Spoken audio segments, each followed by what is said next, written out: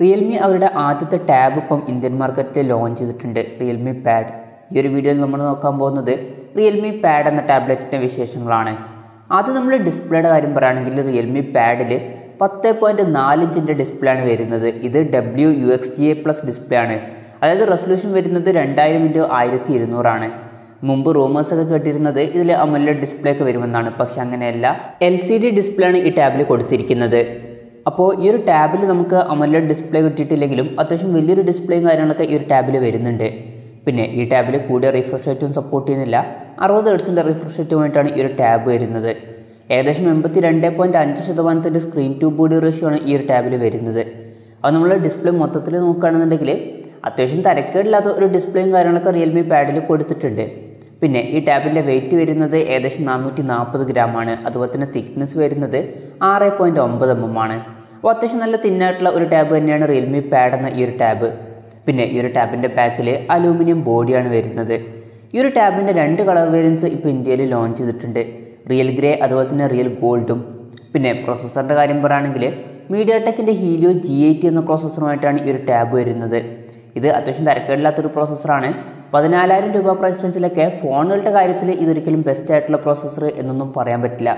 പക്ഷേ ടാബ്ലറ്റുകളുടെ കാര്യത്തിൽ ഒരു പ്രശ്നം വരുന്നത് എന്താണെന്ന് വെച്ചാൽ കോമ്പറ്റീഷൻ കാര്യമായിട്ടില്ല. കോമ്പറ്റീഷൻ അധികമൊന്നും ഇല്ലാത്തതുകൊണ്ട് തന്നെ ഈ ഒരു പ്രൈസ് റേഞ്ചിൽ ഇതിനേക്കാൾ ബെറ്റർ ആയിട്ടുള്ള പ്രോസസ്സറുമായിട്ട് വരുന്ന ടാബുകൾ റെക്കമെൻഡ് ചെയ്യാൻ പറയുകയാണെന്നുണ്ടെങ്കിൽ അതിനുള്ള കാര്യമായിട്ടുള്ള ഓപ്ഷൻസും കാര്യങ്ങളൊന്നും ഇപ്പം വരുന്നില്ല.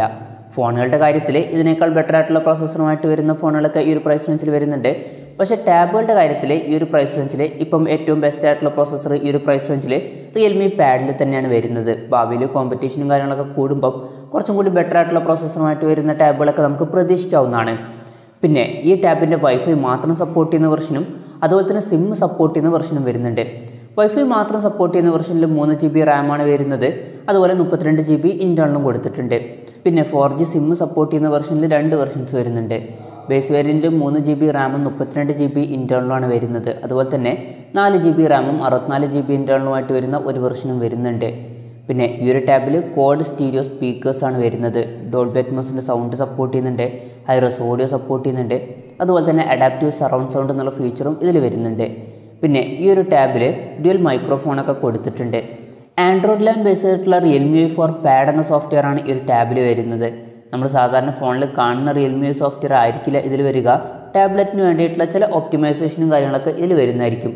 അത് എങ്ങനെ ഉണ്ട് എന്നുള്ളതൊക്കെ കണ്ടറിയേണ്ടി വരും. പിന്നെ ക്യാമറയുടെ കാര്യം പറയുകയാണെങ്കിൽ ഈ ഒരു ടാബിൻ്റെ പിന്നിൽ സിംഗിൾ ക്യാമറയാണ് വരുന്നത്. 8 MP ക്യാമറയാണ് ഈ ഒരു ടാബിൻ്റെ പിന്നിൽ കൊടുത്തിരിക്കുന്നത്. സെൽഫി ക്യാമറയുടെ കാര്യം പറയുകയാണെങ്കിൽ ഫ്രണ്ടിലും 8 MP സെൽഫി ക്യാമറയാണ് വരുന്നത്. ഇതിൻ്റെ ഫീൽഡ് ഓഫ് വ്യൂ വരുന്നത് 105 ഡിഗ്രിയാണ്.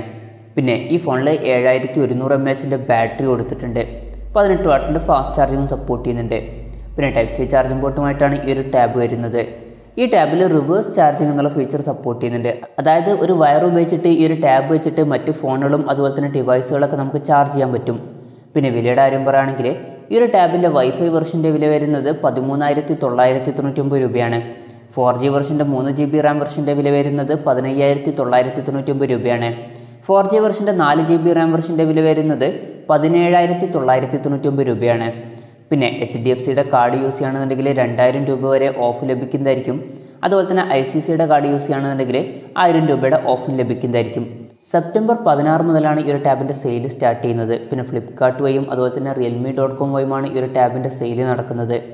എന്തായാലും നമ്മൾ ഓവറോൾ നോക്കുകയാണെന്നുണ്ടെങ്കിൽ റിയൽമി പാഡിൽ അത്യാവശ്യം തരക്കേടില്ലാത്ത ഫീച്ചേഴ്സും കാര്യങ്ങളൊക്കെ കൊടുത്തിട്ടുണ്ട്. പക്ഷേ ഇപ്പം വരുന്നൊരു പ്രശ്നം എന്താണെന്ന് വെച്ചാൽ ഇന്ത്യൻ മാർക്കറ്റിൽ അധികം ടാബുകളും കാര്യങ്ങളൊന്നും ഓപ്ഷനിൽ വരുന്നില്ല. ഈ ഒരു പ്രൈസ് റേഞ്ചിൽ നമുക്ക് കമ്പയർ ചെയ്യാൻ മറ്റ് ടാബുകൾ കാര്യമായിട്ടൊന്നും വരുന്നില്ല. അതുകൊണ്ട് തന്നെ ഈ ഒരു ടാബിൽ ഈ ഒരു പ്രൈസ് റേഞ്ചിൽ ബെസ്റ്റ് ആയിട്ടുള്ള ഫീച്ചേഴ്സാണ് വരുന്നത്. അതല്ലാന്നുണ്ടെങ്കിൽ ഫീച്ചേഴ്സ് മോശമാണോ എന്നൊന്നും പറയാൻ പറ്റില്ല. പിന്നെ റിയൽമി ഇപ്പോൾ ടാബ്ലറ്റ് മാർക്കറ്റിലോട്ട് എത്തിയിട്ടുണ്ട്. ബാക്കി ബ്രാൻഡുകളും കൂടി ടാബ്ലറ്റ് മാർക്കറ്റിലോട്ട് എത്തുകയാണെന്നുണ്ടെങ്കിൽ വളരെ നല്ലൊരു കാര്യമായിരിക്കും. കോമ്പറ്റീഷനും കാര്യങ്ങളൊക്കെ കൂടാൻ ചാൻസ് ഉണ്ട്. എന്തായാലും റിയൽമി പാഡിൻ്റെ കാര്യം മാത്രം നോക്കുകയാണെന്നുണ്ടെങ്കിൽ ഈ ഒരു പ്രൈസ് റേഞ്ചിൽ മേടിക്കാൻ പറ്റുമെന്ന് വെച്ചാൽ എൻ്റെ അഭിപ്രായത്തിൽ വേറെ കാര്യമായിട്ട് ഓപ്ഷൻസും കാര്യങ്ങളൊന്നുമില്ല. ഈ ഒരു ടാബിൽ തരക്കേടില്ലാത്ത ഫീച്ചേഴ്സും വരുന്നുണ്ട്. ഈ ഒരു ടാബ് ഈ ഒരു പ്രൈസ് റേഞ്ചിൽ നിങ്ങൾക്ക് കൺസിഡർ ചെയ്യാവുന്നതാണ്. എന്തായാലും ഈ ഒരു ടാബിനെ കുറിച്ചിട്ടുള്ള നിങ്ങളുടെ അഭിപ്രായം ജസ്റ്റ് ഒന്ന് കമൻറ്റ് ചെയ്യുക.